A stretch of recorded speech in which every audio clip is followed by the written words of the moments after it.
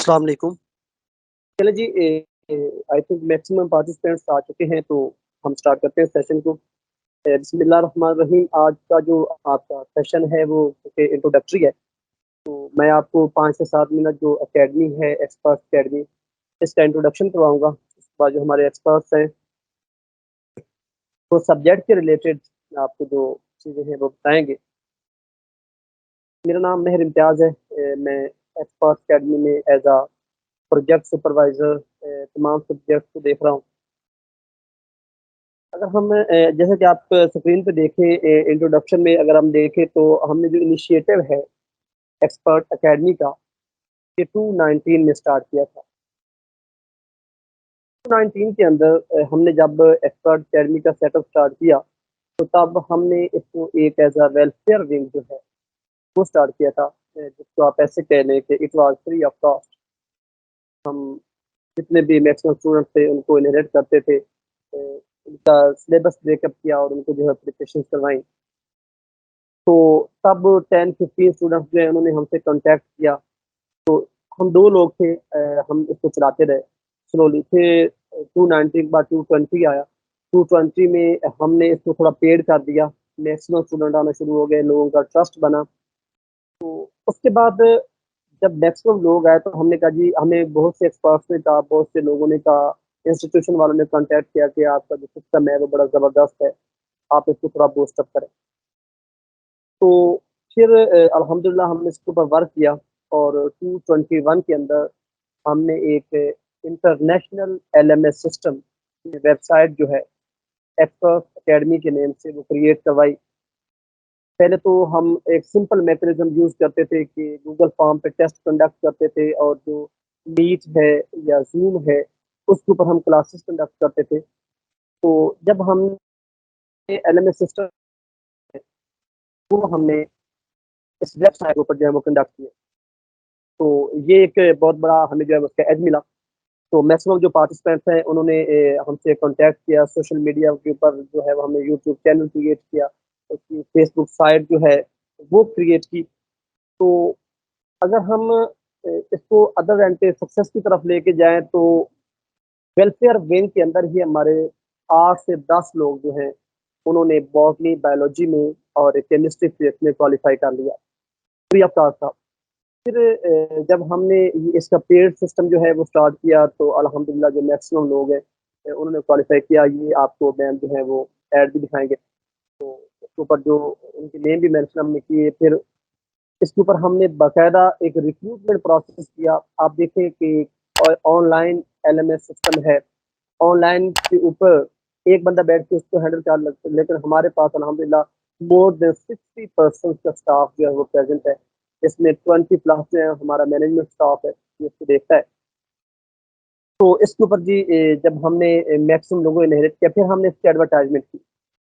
हमने स्टाफ के लिए एडवर्टाइजमेंट की और हमने इसके ऊपर ऑलमोस्ट 1.5 लाख रुपए कंज्यूम किए, सिर्फ एडवर्टाइजमेंट करने के लिए, अपने रिसोर्स पर्सन हायर करने के लिए। कि जितने भी रिसोर्स रिसोर्स पर्सन यहाँ पे आएंगे इनको हमने बाकायदा हायर किया, इनका एक शफाफ तरीके से इंटरव्यू किया, उसके बाद इनकी जो लिस्ट है वो पब्लिश की, और इनको हमने जो है वो इस सिस्टम में जो है वो मदो किया। तो आपको बताने का इसका मकसद ये था कि क्योंकि बहुत से सिस्टम जो है वो मार्केट के अंदर एग्जिस्ट कर रहे हैं, बहुत से लोकेलिटी लेवल पे भी हैं। तो हमारी जो यूनिकनेस है उसमें ये है कि हम कमिटेड हैं, हम कोई भी फ्लेक्सिबिलिटी जो है इसको टॉलरेट नहीं करते। इसके अलावा बहुत सी जो क्यूरीज हमारे पास आई, वो ये आती है जी आपका सिस्टम बड़ा एक्सपेंसिव है।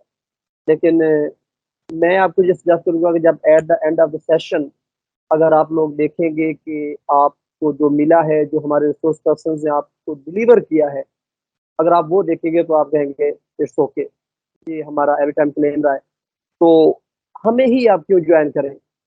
और क्या प्रूफ है कि जी हम ये बातें ठीक कर रहे हैं, क्योंकि जी ऑनलाइन है, ऑनलाइन ऐसे होता है।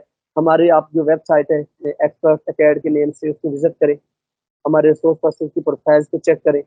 आप हमारे यूट्यूब चैनल पे जाएं, हमारे जो प्रीवियस लेक्चर्स हैं वहाँ पे पड़े हुए हैं, आप उनको चेक करें। उसके बाद आप फेसबुक पेज है हमारा, वहाँ से कॉन्टेक्ट करें। ऑफिशियल नंबर्स जो हैं वो डे 1 से ही हमारे वही है। आप उनसे कॉन्टैक्ट करें। फिर सबसे इम्पोर्टेंट बात जो मैं हमेशा करता होता हूँ कि आप सोशल मीडिया पे या किसी भी ग्रुप के अंदर जाके एक्सपर्ट अकेडमी के बारे में पूछें कि एक्सपर्ट अकेडमी वाले प्रिपरेशन कैसे करवाते हैं, इनका क्या क्या है। वो कमेंट्स जो हैं उनको पढ़ें। अब डेफिनेटली वो सारे हमारे लोग तो नहीं होते ना वहाँ पे, आपको आइडिया हो जाएगा कि हमारा जो ये सिस्टम है, ये किस तरह से हम वर्क कर रहे हैं या किस तरह चला रहे हैं। ये एक शॉर्ट सा इसका इंट्रोडक्शन है। इसमें जो बाकी चीज़ें तो डिटेल से डेफिनेटली केमिस्ट्री एक्सपर्ट से हमारे वो आपको बताएँगे। तो हमारे जो प्लान होते हैं वो इस तरह से होता है, कैटेगराइज़ हमने अपनी तरफ से B1 की फॉर्म में, B2, B3 में किया होता है। जो हमारा B1 प्लान होता है, उसके अंदर हम क्लासेस लेते हैं, उसके अंदर हम टेस्ट लेते हैं, टेस्ट को डिस्कस करते हैं। फिर एक हमारा B2 प्लान है, उसमें सिर्फ़ हम क्लासेस लेते हैं। उसमें हम टेस्ट वगैरह कंडक्ट नहीं करते, जस्ट क्लास होती है। और एक हमारा B3 प्लान था, उसमें हम लोग सिर्फ़ टेस्ट लेते थे, उसमें क्लास नहीं होती थी। तो फिर हमने उसको क्योंकि पैकेज बड़ा हाई था, 15,000 में चला जाता था वो, तो हमने उसको फिर एक मिक्सअप करके एक स्टैंडर्ड पैकेज बना दिया, जिसके अंदर आपकी क्लास भी आ जाती है, आपका टेस्ट भी आ जाता है और 20% जो जनरल नॉलेज के क्वेश्चंस हैं, जो आपको जनरल नॉलेज होना है, वो भी इसके अंदर जो है वो हमने इंक्लूड कर दिया।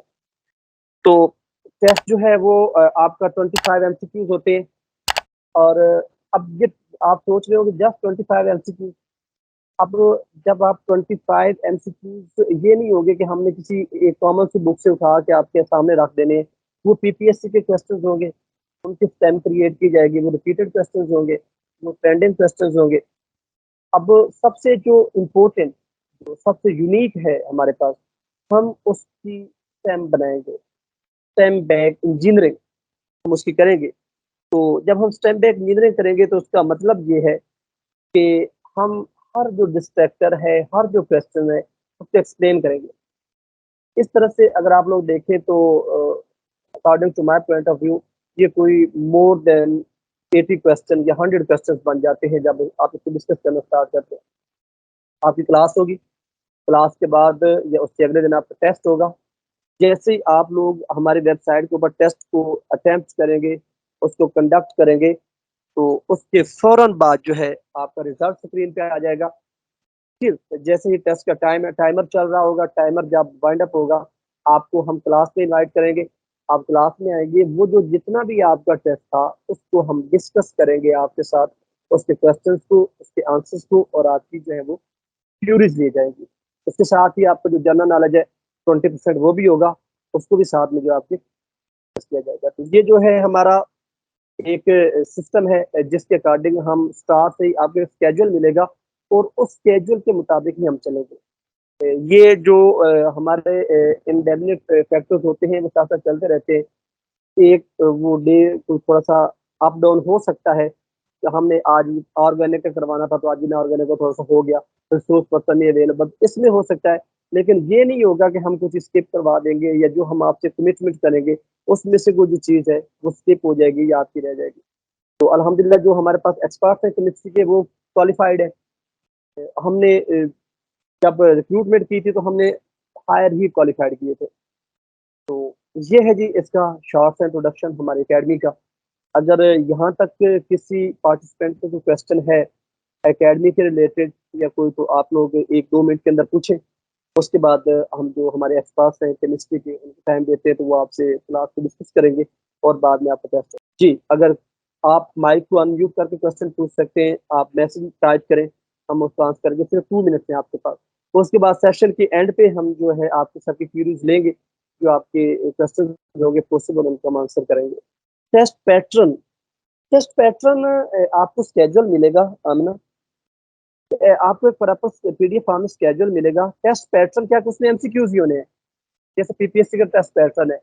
पीपीएससी में क्या होता है कि 80 जो क्वेश्चंस हैं वो सब्जेक्ट के होते हैं और 20 क्वेश्चन आपके जनरल नॉलेज के होते हैं। लेकिन हम जो आपका टेस्ट लेंगे वो 25 क्वेश्चंस का लिया करेंगे, और क्योंकि ऑलमोस्ट डेली होगा टेस्ट आपका 25 क्वेश्चंस का, तो 2 टेस्ट एंड पे ग्रैंड होंगे जो 100 मार्क्स के होंगे। जी बिल्कुल, आपको जो हमारे एक्सपर्ट हैं केमिस्ट्री के, वो आपको बुक्स भी रिकमेंड करें, बुक नहीं बुक्स रिकमेंड करेंगे, जो उनके अकॉर्डिंग अच्छी हैं, जो बेटर है। तो तो बिल्कुल आपको बताएँगे, बुक्स बताएँगे, आपको नोट्स जो पॉसिबल होंगे वो बताएँगे। अगर कोई अच्छी वेबसाइट है जो ट्रस्टेड है, वो वेबसाइट का आपको लिंक देंगे, तो ये आपको डाटा मिलेगा इंशाल्लाह। जी, पीपीएससी पास पेपर्स। जी, बिल्कुल एग्ज़ैक्टली एक तो जब आपके टेस्ट होंगे, तो डेफ़िनिटली जो हमारे एक्सपर्ट्स हैं, वो उनसे डाटा जो है वो फ़िल्टर करेंगे, आपको प्रोवाइड करेंगे और सेकंडली कोशिश करेंगे कि जो आपके पास पेपर्स हैं, जितने हो सके क्योंकि अब तो थोड़ा-सा सिस्टम इस तरह का है कि पेपर लीक बड़ा मुश्किल से होता है। तो जितना भी डाटा हो सका पास पेपर के रिलेटेड जिस तरह आपको डिस्कस करवाया जाएगा, आपके सामने शेयर किया जाएगा। आप इसके बारे में परेशान ना हो। इन केस ऑफ इमरजेंसी में अगर लेक्चर मिस हो जाए तो क्या होगा? जी, रिकॉर्डिंग अवेलेबल होगी। रिकॉर्डिंग अवेलेबल होगी वेबसाइट के ऊपर जैसे ही आपका लेक्चर होगा हम यूट्यूब पे पेस्ट कर देते हैं, लेकिन यूट्यूब पे लॉक्ड होगा। जब आपका सेशन एंड हो जाएगा, आपको यूट्यूब आपके लिए वो जो सेशन है वो ओपन कर दिया जाएगा। अगर वो सेशन आपका लेक्चर रह जाता है, वो रिकॉर्डेड फॉर्म में अवेलेबल होगा आपको।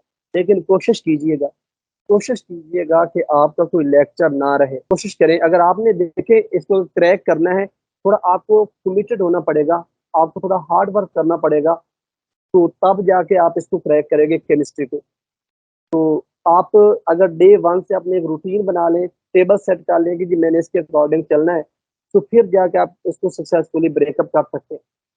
अगर आप इसको यही समझिए कि जी ऑनलाइन सिस्टम है, कोई नहीं है, तो आप उसको ये ना देखिएगा। देखिए आपकी डेली बेसिस पे अटेंडेंस होगी और बाकायदा हमारे एक्सपर्ट्स जो हैं, जो हमारा मैनेजर हैं या मैं, हम आपसे पूछेंगे क्लास में आके जी आप कल क्लास क्यों नहीं ली? आपने टेस्ट क्यों नहीं दिया और आपके टेस्ट में ग्रेड लो क्यों है? ये क्वेश्चंस हम आपसे पूछेंगे। आप इसको इतना ईज़ी सिस्टम बिल्कुल नहीं समझेंगे जी बस ठीक है, हमने फीस पे कर दी है। तो हमारी मैक्सिमम ट्राई यही होती है कि आप सिस्टम के साथ-साथ ज़रा एक्टिव रहें, ताकि आपको लर्न करने का थोड़ा-सा मज़ा आए, कि ये चीज़ों को कैसे ऑनलाइन सीखना है। तो ये चीज़ इस पे कॉम्प्रोमाइज़ नहीं होता, तो कोशिश कीजिएगा कि आप मैक्सिमम जो है वो क्लास में पार्टिसिपेट करें, एक्टिव रहें और सबसे इम्पोर्टेंट जो होती है क्वेश्चन आंसर करें। Question answer is most important. वो लाज़मी करें, हिचकिचाहट का शिकार ना हो कि जी मैं पूछूँगी तो क्या होगा? मैं तो पीएचडी हूँ, मैं तो एमफिल हूँ, अगर मैं पूछूँगी तो ऐसा कुछ भी नहीं होगा। देखें आप पूछेंगे तो सीखेंगे। तो इस चीज़ को आपने हैबिचुअल बनना है इसका, सिस्टम के साथ चलें, डेली बेसिस पे एक्टिव रहें।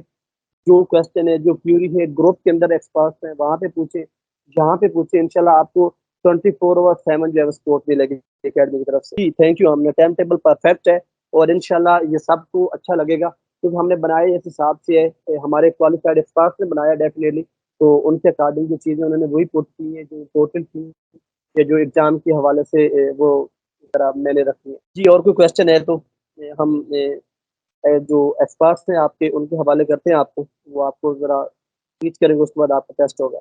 तो सेशन के एंड पे अगर आपके कोई क्वेश्चंस होंगे, तो आप लोग पूछ सकते हैं। चलें जी, thank you very much ma'am Samiya यहाँ पे हैं तो काइंडली इनके गौर करें। जी, मेरी आवाज़ आ रही है सर ज़हीर?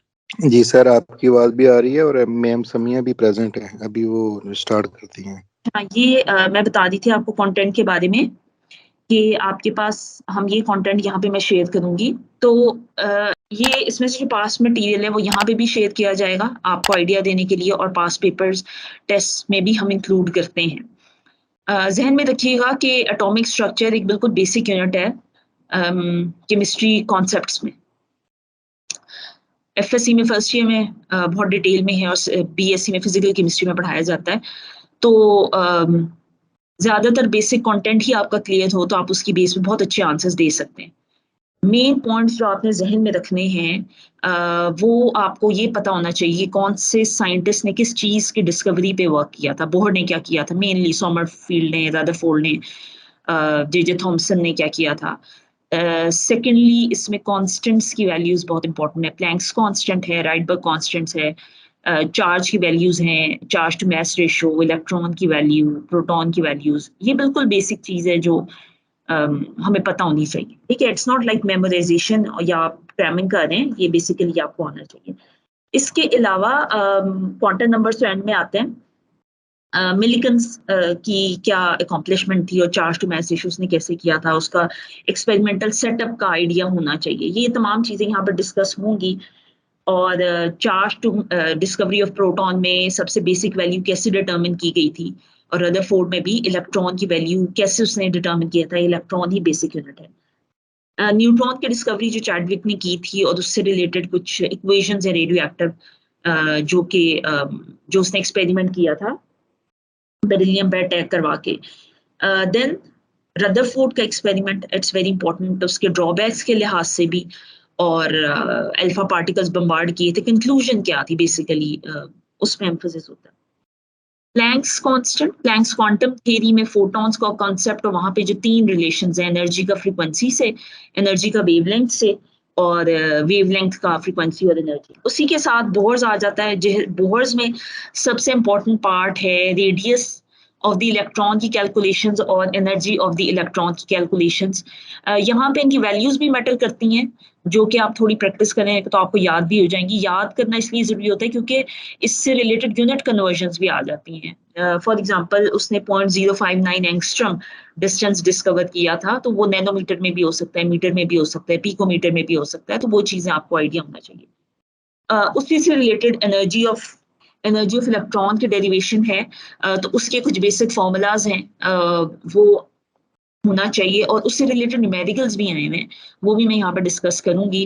और एनर्जी उसने 2 तरीके से डिटरमिन की थी, किलो जाउल पर मोल में थी, और एक सिंपल एनर्जी यूनिट जो उसने जाउल में किए थे कन्वर्ट।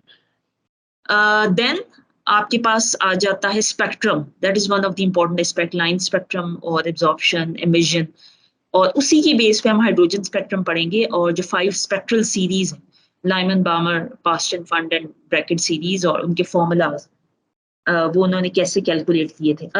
उसके बाद आपके पास स्पेक्ट्रम में फिर आपके पास रीजन जो स्टार्ट होते हैं, starting from the X rays से हायर फ्रीक्वेंसी से लोअर वेवलेंथ में जब आप जाते हैं। एक्स रेज हैं, डिफेक्ट्स हैं बोहर्स मॉडल के। मोस्ट इम्पोर्टेंटली इसके एंड में हम क्वांटम नंबर्स को देखेंगे। क्वांटम नंबर्स हैं, इनकी इलेक्ट्रॉनिक कॉन्फ़िगरेशन है, how do you fill up the electrons in atoms, what are the rules of bore principle, Hertz rule, magnetic quantum number क्या है, एसपीडी और एफ ऑर्बिटल्स।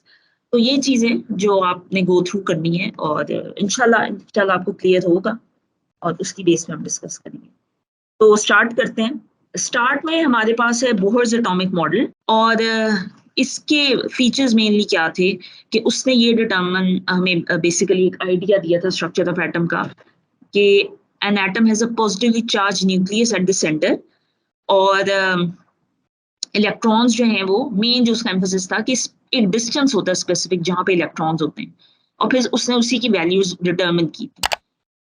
इन डिस्टेंस को आप ऑर्बिट का नाम देते हैं, शेल्स का नाम भी दे सकते हैं, एनर्जी लेवल्स का भी दे सकते हैं। अल्फाबेटिकली उसको के, एल, एम और एन से सिंबलाइज किया जाता है, और कहीं लिटरेचर में आपको 1, 2, 3, 4 भी नजर आएगा। इसी तरह while revolving the discrete orbits the electron do not radiate energy। discrete का मतलब होता है डिफाइंड, ठीक है, एक स्पेसिफिक अगर वो ऑर्बिट में है तो वो एनर्जी रेडिएट नहीं करेंगे, क्योंकि बेसिकली रदरफोर्ड से यही एनर्जी का इशू आ रहा था कि अगर इलेक्ट्रॉन कॉन्टिन्यूसली रिवॉल्व कर एटम के अराउंड, तो from where they are getting the energy. तो उसने ये कहा था कि the energy remains constant in the particular orbit, और ना उस टाइम एनर्जी वॉल्व होती है ना एब्जॉर्ब होती है। In Bohr's model, the quantized quantity wise उसने define कर दिया कि electrons इस distance पे होते हैं। Then the assumptions of only circular orbit is utterly unjustified। ठीक है, again वो energy को determine नहीं कर सका था। अच्छा, कूलम फोर्स का यहाँ पे ये जिक्र है कि आपको मालूम है, चूंकि एटम में 2 पार्टिकल्स पॉजिटिव और नेगेटिव होते हैं, उनमें एक म्यूचुअल फोर्स ऑफ अट्रैक्शन होती है, तो वहां पे फिर ये था कि अगर इनके दरम्यान कॉन्टिन्यूसली अट्रैक्शन है तो वो वैल्यू फिर आप कैसे डिफाइन करेंगे। फिर जो न्यूक्लियस के अंदर जो प्रोटॉन्स हैं उनके नंबर डिफरेंट होते हैं, तो जो अट्रैक्शन है वो कैसे बैलेंस होती है, क्वांटाइज्ड कैसे हो सकता है। It can only explain the line of hydrogen and hydrogen like atom. तो ये बोहर ने हमें बेसिक जो आइडिया दिया था वो बहुत एक्यूरेट था, इवन की एक्सपेरिमेंटल वेरिफिकेशन भी थी उन वैल्यूज की, but it was able to explain only hydrogen atom, या जो मोनो इलेक्ट्रॉनिक सिस्टम है, सोडियम +1, लिथियम +1, हीलियम का +1, और it can not explain the fine spectrum of hydrogen, क्योंकि बोहर ने हमें सिर्फ प्रिंसिपल क्वांटम नंबर एक्सप्लेन किया था। Principal quantum number is related to orbits. It can not make any calculation about the transition और the selection rule which apply to them. तो movement of the electrons और वो energy कहाँ से define होती है, तो ये कुछ लिमिटेशंस हैं। बेसिक लिमिटेशंस अगर आप समराइज करें तो उसमें ये था कि सर्कुलर ऑर्बिट नहीं था, फाइन लाइंस नहीं एक्सप्लेन हुई थी हाइड्रोजन की, क्योंकि वो अज़ीमुथल और स्पिन क्वांटम नंबर थे जो हमें फाइन स्पेक्ट्रोमीटर ने बताए थे। मेन ये है, वो ज़ीमैन और स्टार्क इफेक्ट नहीं एक्सप्लेन कर पाया था। तो ये बेसिक उसके हैं, और उसने सर्कुलर ऑर्बिट्स का कहा था, सोमरफील्ड ने इलिप्टिकल। तो 4-5 ये बेसिक हैं, बाकी लिटरेचर में 1-2 एडिशनल आपको कहीं से भी पढ़ेंगे तो आपको मिलेंगे। Sommerfeld model of an atom, in order to explain the formation of fine lines in hydrogen spectrum, तो सोमरफील्ड ने ये कहा था कि ये एलिप्टिकल पाथ होता है, और एलिप्टिकल पाथ होने का मतलब ये है कि इलेक्ट्रॉन हर वक्त इक्वल डिस्टेंस पे नहीं होता न्यूक्लियस के। अगर एलिप्टिकल है तो sometimes it is very near to the nucleus, sometimes it is at the opposite end of the nucleus. तो उसकी वजह से क्या होता है कि वो जो इलेक्ट्रॉन की एनर्जी डिफर करती है न्यूक्लियस के साथ अट्रैक्शन की वजह से। तो बहरहाल वो आगे पता चला था कि आपके पास अंदर सब शेल्स भी होती हैं, इलेक्ट्रॉन्स के अंदर डिफरेंट ऑर्बिटल्स होते हैं, इस वजह से फाइन लाइंस आती हैं। तो Sommerfeld was the first person जिसने सर्कुलर से इलिप्टिकल पाथ का कॉन्सेप्ट दिया था। According to the Bohr's atomic model, the radius of the orbit is directly proportional to, हाँ जी, ये अब आप बता सकते हैं क्या है इसकी वैल्यू? रेडियस और क्वांटम नंबर, ये जो है ना n है, ये सिंबलाइज कर रहा है इसको आपका जो है मेन ऑर्बिट, मेन शेल। तो इसका क्या रिलेशन है? तो radius is directly proportional to n square, ये याद रखिएगा, directly proportional to n square होता है। जाहिर है जितना बड़ा ऑर्बिट होगा और उतना ही उसका बड़ा रेडियस होगा, ठीक है। अब उसने जो कैलकुलेशंस की थी, जो उसने वो n स्क्वायर से उसको वेरीफाई किया था, बाद में एक्सपेरिमेंटली भी ये वेरीफाई हुआ था, तो ये ध्यान में रखिएगा कि it is directly proportional to n square. Then quantum numbers है हमारे पास। क्वांटम नंबर्स को देख लेते हैं थोड़ा सा। ये चारों रिलेट हुए हैं यहाँ पे ब्लू टेबल में लेफ्ट पे। प्रिंसिपल क्वांटम नंबर आपकी मेन शेल को शो करता है। एजीमुथल क्वांटम नंबर जो है ये दो चीजों को शो करता है। एक तो यही बताता है कि सब शेल जो है वो किस मेन ऑर्बिट में है, शेल्स के अंदर सब शेल्स या ऑर्बिट के अंदर ऑर्बिटल्स, और दूसरा वो ये बताता है कि शेप जो है वो इलेक्ट्रॉन किस तरह की इलेक्ट्रॉनिक क्लाउड की शेप में रोटेट कर रहा है। तो यहाँ पे जो S सब शेल है, it is always considered as spherical, और P sub shell is dumbbell shape. D sub shell को हम कहते हैं कि इट इज कॉम्प्लिकेटेड, और F सब शेल भी कॉम्प्लिकेटेड ही होती है। बाज़ जगह पे आपको सॉसेज शेप नजर आती है, P शेप को कहते हैं सॉसेज, और D को कहते हैं डम्बल शेप।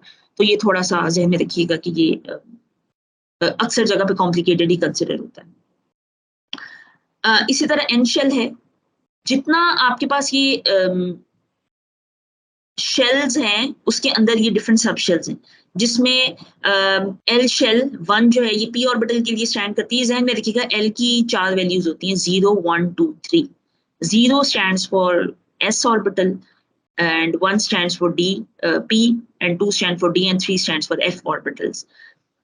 तमाम जो ऑर्बिटल्स है ये डीजेनरेट होते हैं, ठीक है। डीजेनरेट, जैसे हम P या D की बात करें तो P में 3 सब शेल्स होते हैं। डीजेनरेट का मतलब होता है इक्वल एनर्जी पे होते हैं, तो हम अभी तक उनको एक ही कंसिडर करते आए थे। तो उनमें डिफरेंस तब पता चला जब उनपे मैग्नेटिक फील्ड अप्लाई की गई। तो जो इलेक्ट्रॉन की स्पिन है उसकी लाइन ऑफ फोर्स और magnetic line of force interfere भी कर सकती है, उनका जो है अपोज भी हो सकती है। तो तब वहां पे डीजेनरेसी से हटके हमें ये पता चला कि जो ऑर्बिटल्स हैं उनकी डिफरेंट ओरिएंटेशन हो सकती है, इसीलिए इसको मैग्नेटिक क्वांटम नंबर कहा जाता है। मैग्नेटिक क्वांटम नंबर में पता चला कि एस ऑर्बिटल देखिए स्फेरिकल होता है, न्यूक्लियस सेंटर में होता है। तो जो आपके पास कोई भी वेव्स हैं वो सपोज मैग्नेटिक फील्ड की हैं तो हर तरफ से इसको इक्वली न्यूक्लियस को अटैक करती हैं, इंटरफेयर करती हैं, तो उस पर फर्क नहीं पड़ता। लेकिन अगर आप डम्बल शेप्ड ऑर्बिटल को देखें जो आपके पास सॉसेज शेप्ड है, तो वहां पे इलेक्ट्रॉन डेंसिटी जो है above and below the nuclear होती है, सिमिलर नहीं होती।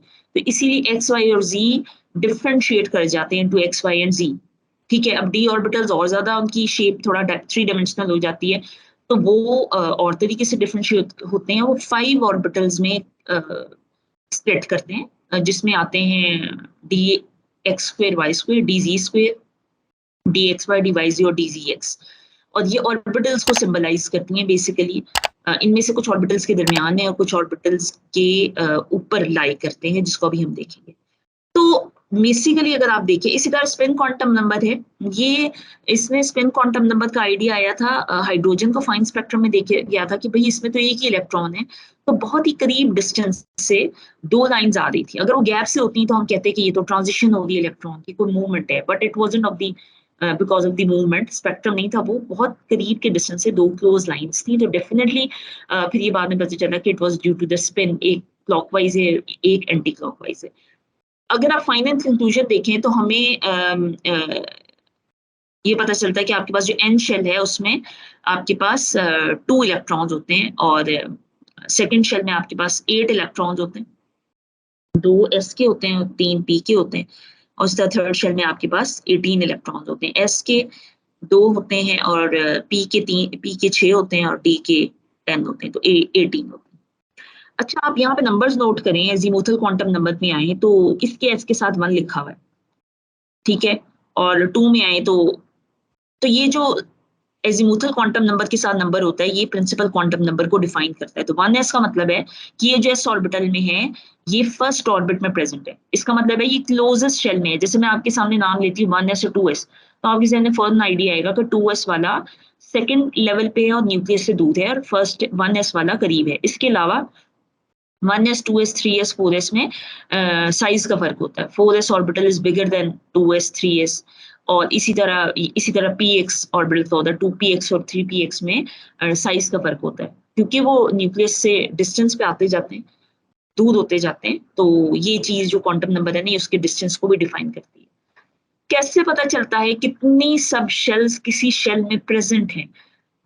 जिसका जो क्वांटम नंबर है प्रिंसिपल, उसमें उतनी ही सब शेल्स होती हैं। फॉर एग्जांपल, अगर एक n का जो 1 है तो इसका मतलब है इसकी एक ही सब शेल है। देखिए 1s होता है, ठीक है, ये ध्यान में रखिएगा, ये एक इंपॉर्टेंट कॉन्सेप्ट है। इसका n की वैल्यू 2 है, तो 2 का मतलब है इसके अंदर 2 सब शेल्स हैं। कौन सी? s और p। 3 पे आ जाए तो इसकी 3 सब शेल्स हैं। कौन सी? s, p और d। So you move to the higher orbital. How do you determine number of subshells in the shell? By the number of the shell, right? ये यहाँ पे सिंबलाइज हुआ हुआ है। ओके, प्रिंसिपल क्वांटम नंबर देखिए, ये एक आपको एक इलस्ट्रेटिव डेमोन्स्ट्रेशन दे रहे हैं कि प्रिंसिपल क्वांटम नंबर ये शेल्स को डिफाइन करिए। ये जो ब्लू डॉट्स नजर आ रहे हैं ये ग्रीन एजीमुथल को सिंबलाइज कर रहे हैं कि इलेक्ट्रॉन इस एरिया में रोटेट करता है, और ये सेंटर में नोडल प्लेन से कहते हैं, जहाँ पे इलेक्ट्रॉन डेंसिटी 0 होती है और अबव एंड बिलो क्या होती है? मैक्सिमम होती है। ये मैग्नेटिक क्वांटम नंबर में देखिए एक्सिस शो किया हुआ है, x, y और z का मतलब है ओरिएंटेशन चेंज हो जाती है इन दी मैग्नेटिक फील्ड। और इसी तरह ये जो स्पिन क्वांटम नंबर है, आप देखिए यहाँ पे क्लॉकवाइज और एंटी क्लॉकवाइज शो किया हुआ है। तो इससे क्या होता है? इससे ये होता है कि क्लॉकवाइज जब वो रोटेट कर रहा है, उसकी line of force magnetic line of force से और तरीके से इंटरैक्ट कर रही है, और जो एंटी क्लॉकवाइज है उसकी लाइन ऑफ फोर्स डिफरेंट तरीके से इंटरैक्ट कर रही है। तो वो जो अट्रैक्शन है वो फिर इलेक्ट्रॉन को 2 डिफरेंट डिस्टेंस पे दिखाती है। इसी तरह सोडियम का जो है, इसी तरह जो मोनो इलेक्ट्रॉनिक सिस्टम है लिथियम प्लस 1, उसकी भी इसी तरह 2 लाइंस आ रही थी। तो ये पता चला कि वो जो मोनो इलेक्ट्रॉनिक सिस्टम है वो एक इलेक्ट्रॉन को जब ऑब्जर्व किया गया तो ये स्पिन क्वांटम नंबर का पता चला। अच्छा जी, ये शेप्स यहाँ पे अगेन मैंने जैसे आपको बताया था कि ये 1s है, नीचे 2s है और ये 3s है, ठीक है। तो ये साइज का फर्क है। अगेन ये आपको बाइसेक्ट करके राइट साइड पे जो है ये थोड़ा आपको बता रहे हैं कि नोडल एरिया होता है। अच्छा, 1s और 2s में दरमियान में जो एरिया होता है ना, उसमें इलेक्ट्रॉन प्रेजेंट नहीं होता। देखिए यहाँ पे नोड राइट साइड पे बताया हुआ है, सेंटर में इन्होंने ये 1s शो किया है और इसके ऊपर क्या हुआ? 2s शो किया है। तो 1s और 2s के दरमियान नोडल एरिया होता है, वहां पे इलेक्ट्रॉन प्रेजेंट नहीं होता। इसी तरह p ऑर्बिटल का भी अभी आपको शो होगा। तो ये आपके पास जो फिगर्स शो की नहीं है, स्टार्ट में टॉप पे ये जो लेफ्ट पे फिगर है, ऊपर s ऑर्बिटल है, p की देखिए 3 ओरिएंटेशंस है, d की देखें आपके पास ये ऑर्बिटल्स है, इनको सिंबल नहीं किया गया, वो मैं आपको आगे बताऊंगी। बट यहाँ पे देखिए ये d-2 है, d-1 है, d0 है। 0 का मतलब है ये मैग्नेटिक फील्ड के अलोंग ही है। d1 का मतलब है पॉजिटिव, का मतलब है ये जो मैग्नेटिक लाइन ऑफ फोर्स है उनसे थोड़ा हायर एनर्जी पे, 1 वाला कम हाई एनर्जी पे, 2 वाला ज्यादा हाई एनर्जी पे। इस तरह ये -1 वाले 0 सेंटर में उससे थोड़ा नीचे, और -2 वाला -1 से भी नीचे। तो ये थोड़ा इनमें क्या होता है? एनर्जी डिफरेंस आ जाता है। देखिए पहले ये एक लाइन पे है, तभी इनके लिए डी जनरेट का वर्ड है, ठीक है। और उसके बाद क्या होता है, ये degeneracy magnetic lines of force में बेसिकली खत्म हो जाती है। इलेक्ट्रिक फील्ड में भी होती है, फर्स्ट टाइम मैग्नेटिक में किया गया था, इसलिए इसको ज़ीमैन इफेक्ट कहते हैं। इस तरह ये एफ ऑर्बिटल्स कॉम्प्लिकेटेड इनकी शेप्स होती हैं, तो इनको बहरहाल इतना ही जितना आपको नजर आ रहा है इतना ही डिस्कस किया जाता है, इनकी भी ओरिएंटेशन है। ये फिगर्स कहाँ से आई? ये क्या है, कोई इमेजिनरी है या ये क्या किए? ये जब हमने इलेक्ट्रॉन स्पेक्ट्रोमीटर में इनको ऑब्जर्व किया तो ये हमें इसी तरह के इलेक्ट्रॉनिक क्लाउड नजर आए, और जब हमने इनको पेपर पर ड्रॉ किया तो वो ये शेप्स आई। तो this is not all imaginary. Electron microscope में अगर आप देखें तो आपको ये ग्रीन कलर के ना उस तरह आपको ये इलेक्ट्रॉनिक क्लाउड उसमें नजर आते हैं, ऐसे जो इलेक्ट्रॉन की मूवमेंट को इस रीजन में शो कर रहे होते हैं, तो उनको हम जब बनाते हैं तो हमें ये इस तरह की शेप्स शो होती हैं। A metal has an electronic configuration of M+2, has 2 8 14 and its atomic weight is 56. The number of neutron is, हाँ जी जल्दी से बताएं। एटॉमिक वेट अगर उसका 56 है देखें तो कॉन्फ़िगरेशन उसकी +2 है, इसका मतलब इसमें से 2 इलेक्ट्रॉन माइनस हो चुके हैं। 2 8 14 का मतलब ऐसे होना चाहिए था 2 8 और 16, तो 16 हो गया उसका डाल के एटॉमिक नंबर। 8 और 2 10, 10 और 16 कितने हो गए 26। तो 56 में से आप 26 माइनस करें तो क्या बनता है नंबर ऑफ न्यूट्रॉन? 30। ठीक है, नंबर ऑफ न्यूट्रॉन्स 30। आज पहला दिन है तो मैं बता रही हूँ, वरना आप खुद कोशिश किया करें। चलें इसका बताएं। How many orbitals can have the following quantum number? अगर प्रिंसिपल क्वांटम नंबर 3 है और एजीमुथल क्वांटम नंबर 1 है और उसका मैग्नेटिक क्वांटम नंबर 0 है तो क्या आंसर होगा इसका? चलिए इस पर गौर कीजिएगा। ठीक है, ये नेक्स्ट में हम इसको दोबारा देखेंगे और फिर मैं आपसे वहां पे पूछूंगा। ठीक है, नोट कर लें question. How many orbitals can have the following quantum numbers? Electron filling, बहुत इंपॉर्टेंट रूल्स हैं ये, of bore principle, Pauli's exclusion principle और हंस रूल। बेसिकली ये जो फिगर है ये आपने ऐसे फिगर ये बनी नहीं, आप बेशक इसको ऐसे कर लें, जैसे ये आप ऐसे लिखेंगे 1s 2s 3s 4s 5s और 2s के बराबर आप 2p स्टार्ट करेंगे, 2p 3p 4p 5p 6p 7p और d ऑर्बिटल 3 से स्टार्ट होता है, तो 3p से 3d और f ऑर्बिटल 4 से स्टार्ट होता है। तो अगर आपको इलेक्ट्रॉनिक कॉन्फ़िगरेशन आती है नंबर 1, आप ये फिगर ड्रॉ कर सकते हैं रफ पेपर पे, तो आपको आसानी रहती है। देखिए ये एरोज भी आप ऐसे ड्रॉ कर लें, करें मिलके ड्रॉ, ऐसे कॉन्फ़िगरेशन ज़बानी नहीं होती। इसके अलावा कुछ निमोनिक्स भी हैं, जैसे स्टूडेंट्स को एक आता है school public school, deputy public school, deputy public school, वो भी एक है। वो उससे भी बेसिकली अगर आपके पास कोई कह देता है कि जी लेड का 82 है, इसका एटॉमिक नंबर फिल करें, तो आपको जो आसानी वो आनी चाहिए, आपको कोई ना कोई हिंट, या तो ये फिगर ड्रॉ करें। अच्छा ये फिगर कैसे बनी? ये तो आपके पास एक फाइनल फॉर्म में आई है, फाइनल फॉर्म में तो आ गई है, लेकिन ये बनी इस रूल के अकॉर्डिंगली है। जैसे ऑफबॉ ने कहा कि इलेक्ट्रॉन्स जो हैं वो लोअर एनर्जी में पहले आएंगे। ठीक है, लोवेस्ट एनर्जी में, जैसे हम कहते हैं कि इलेक्ट्रॉन 1s 2s 3s, तो इस तरह फिलअप होने चाहिए। अच्छा, और अब वो लोवेस्ट एनर्जी का कैसे पता चला वो अभी भी आपको बताती हूँ।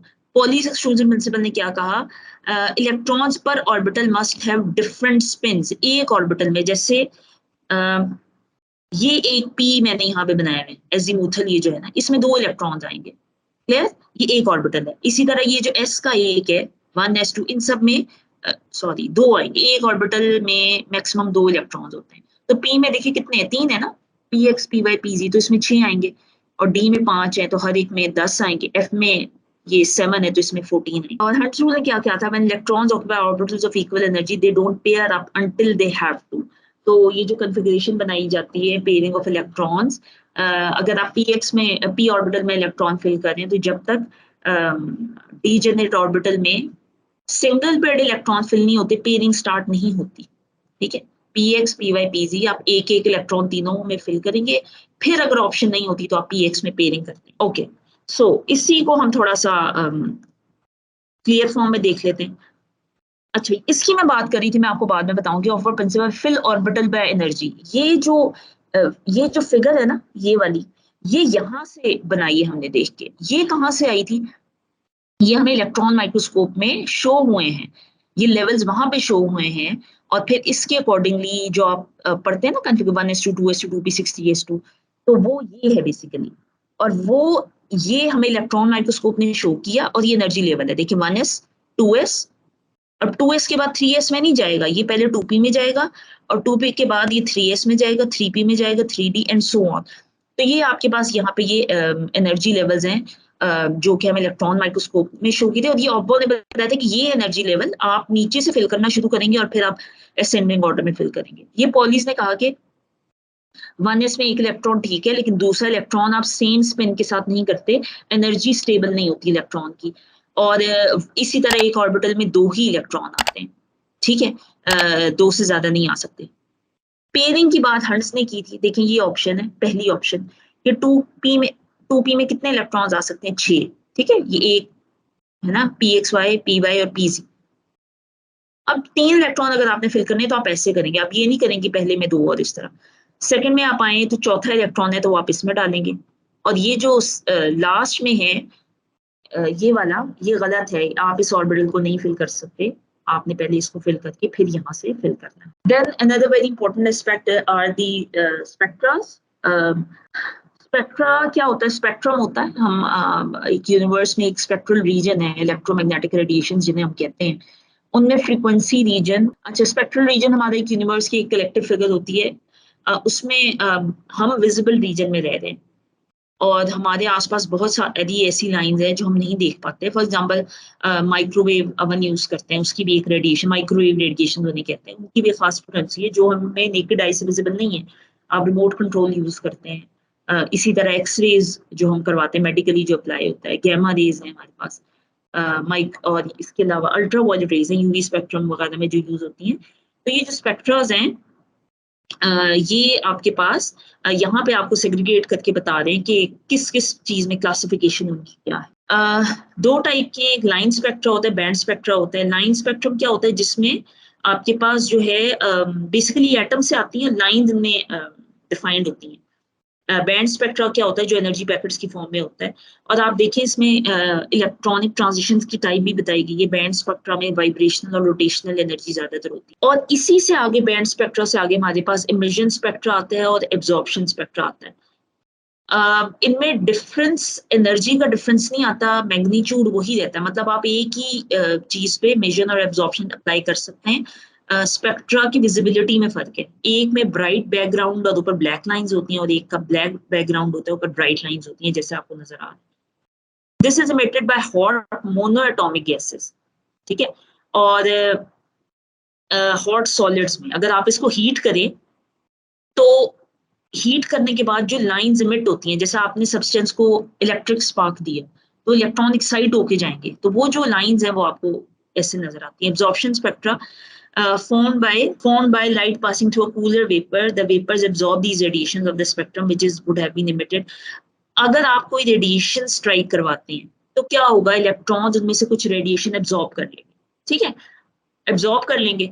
अब वही रेडिएशन, अब जैसे आपने एक जैसे हम हमारे में से एक्सरेज पास हो जाती है ना, फिर वो हमें इमेज आता है एक्सरे का, तो आपके पास एक सॉलिड ऑब्जेक्ट है, आपने उसमें से रेज पास करवाई, कुछ रेज इलेक्ट्रॉन एब्जॉर्ब कर लेंगे, जब वो पास होकर निकल जाएंगी तो जाहिर है जो एब्जॉर्ब है वो तो गायब हो गई ना, वो तो उसने एब्जॉर्ब कर ली, तो वो हमें जो गायब हुई नहीं है वो ये ब्लैक लाइंस की फॉर्म में नजर आएगी। अच्छा, ये एक क्लियर आइडिया आपको देना है, ये कॉन्टिन्यूस स्पेक्ट्रम होता है जिसमें आप लाइंस के दरमियान डिफरेंशिएट नहीं कर सकते, जिस तरह आप कहते हैं ये बल्ब की लाइंस हैं या रेनबो की, बड़ी कॉमन चीज है। इमिशन स्पेक्ट्रा भी आपको बताया, जब लाइंस इमिट होती हैं, इलेक्ट्रॉन एक्साइटेड स्टेट में बाहर जाते हैं, तो वो जो डी एक्साइटेशन के बाद लाइंस है, और एब्जॉर्प्शन में क्या होता है, जो लाइंस माइनस हो गई, आपने सर्टेन वेवलेंथ्स दी, कुछ ले ली सब्सटेंस ने, और जो बाकी फेंक दी, वो ये क्या होता है, एब्जॉर्प्शन स्पेक्ट्रम होता है। यहाँ तक हमारा टाइम था 9 o'clock तक,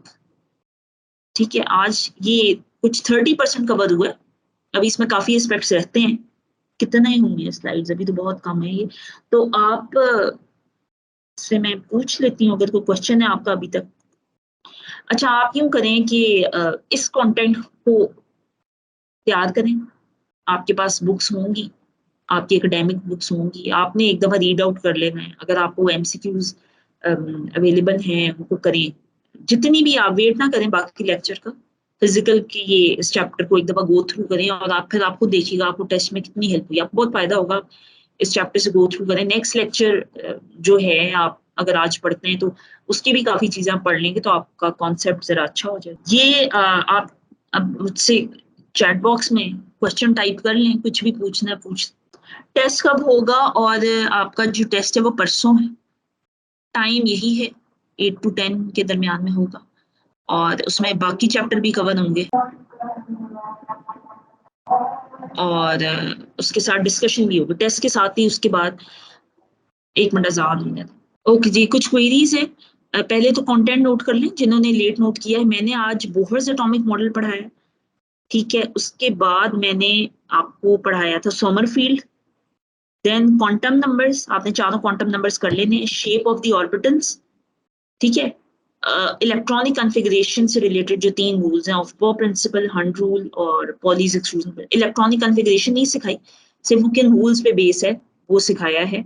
और उसके बाद स्पेक्ट्रम। स्पेक्ट्रम का आपको पता है कि 2 मेजर टाइप्स होती हैं, लाइन स्पेक्ट्रम, बैंड स्पेक्ट्रम, और बैंड स्पेक्ट्रम के आगे 2 हैं, इमिशन और एब्जॉर्प्शन, ठीक है। आप सिर्फ यही कंटेंट करेंगे और ये जो कंटेंट है ना हम इसी में से टेस्ट लेंगे। मतलब आप आगे पूरा मत करें एटॉमिक स्ट्रक्चर, यही कंटेंट को पढ़ें। ये स्लाइड तो शेयर नहीं होती, हम YouTube पे ये अवेलेबल होगा लेक्चर, ये आप वहां से ले सकते हैं। नोट्स कोशिश करते हैं आपसे करें शेयर, अदरवाइज आपके पास जो है एकेडमिक्स बुक्स आप उनको भी कंसल्ट करें तो अच्छा टेस्ट हो जाएगा। So the test will be from the content that we have covered today, right. इसी में से टेस्ट होगा आपका 17 को होगा। टेस्ट के बाद उसी टेस्ट की डिस्कशन होगी उसकी की के साथ कि ये एमसीक्यू के क्या आंसर था, क्यों था, रीजन क्या थी। बेटा बुक्स तो अभी आपकी फिजिकल केमिस्ट्री की है, बीएससी की, एफएससी को देखें। इसके अलावा मैं इंशाल्लाह देखती हूँ मुझे कोई और बुक अच्छी हुई तो मैं आपको ग्रुप में इंशाल्लाह रिकमेंड कर दूंगी। आपके पास जो भी कंटेंट अभी अवेलेबल है ना एटॉमिक स्ट्रक्चर से रिलेटेड, आपके पास एमसीक्यूज की बुक्स होती हैं, एंट्री की बुक्स होती हैं, आपके अपने पास अपनी एकेडमिक बुक्स हैं, तो उनको जरूर पहले करें। मतलब बहुत मटेरियल इकट्ठा करके ना उसको पढ़ना मुश्किल होता है। एक टिप दे रही हूँ, आप उसी को पढ़ें, उस पर थोड़ा सा एम्फसाइज करें, 1 घंटा भी दें इस कंटेंट को, बहुत है, आपका टेस्ट अच्छा हो जाएगा। और आप पहला टेस्ट जरूर अच्छा दीजिएगा, आपका कॉन्फिडेंस बिल्डअप होगा, आप खुद इनकरेज होंगे और आपका एक टेम्पो बन जाएगा रेगुलर पढ़ने का। फातिमा कुछ लिख रही हैं, मैं वेट कर रही हूँ कि इसका रिप्लाई करके वाइंड अप करूँ। अच्छा जी, चलें, अगर आपके क्वेश्चंस नहीं है तो फिर हम वाइंड अप करते हैं, ठीक है जी। Best of luck for your first test, जरूर मेहनत कीजिएगा और अच्छे से टेस्ट कीजिए। Ma'am, when we prepare for the academic exam we memorise whole chapter, you can say cram the whole book. With which point of view and how we should read the content for PPSC exam, as it is MCQs based paper. अगर आपके पास MCQ material है ना तो well and good, नहीं है तो कोई बात नहीं। फॉर एग्जाम्पल आप बोहर मॉडल पढ़ते हैं, आप बोहर मॉडल को 2-3 दफा रीड आउट करें और just revise it in your mind कि इसमें मेन पॉइंट क्या है। आपने ऐसे करना है। न्यूमेरिकल वैल्यूज है, जैसे मैंने आपको बताया, चार्ज वैल्यूज हैं, E/m की वैल्यू है, कॉन्स्टेंट्स की वैल्यू आनी चाहिए। तो आप उसका जो मेन कॉन्सेप्ट है ना खुद अपने आप से रिवाइज करें। आपने यही करना है, 2 से 3 दफा is enough for reading a particular article. उसको माइंड में रिवाइज करें, इसमें क्या पॉइंट है, नेक्स्ट में मूव कर जाएं। रदरफोर्ड पढ़ें, रदरफोर्ड की मेन 3 पॉइंट क्या है, 5 से 3-4 दफा पढ़ लें। जब आपकी अंडरस्टैंडिंग हो जाए तो अपने से रिवाइज करें, ये पॉइंट हैं, ड्रॉबैक ये थे, फायदा ये था, गोल्ड वो थी आपके पास, गोल्ड फॉइल थी, उसकी थिकनेस ये थी, क्या फायदा क्या था, बस इतना करना है आपने। और एक ही सिटिंग में बैठ के करें, ठीक है। ये आपने जो किए है ना, ये इसको 1 घंटा लगाएं, 1 घंटा बहुत है, ठीक है। ओके जी, थैंक यू, अल्लाह हाफिज।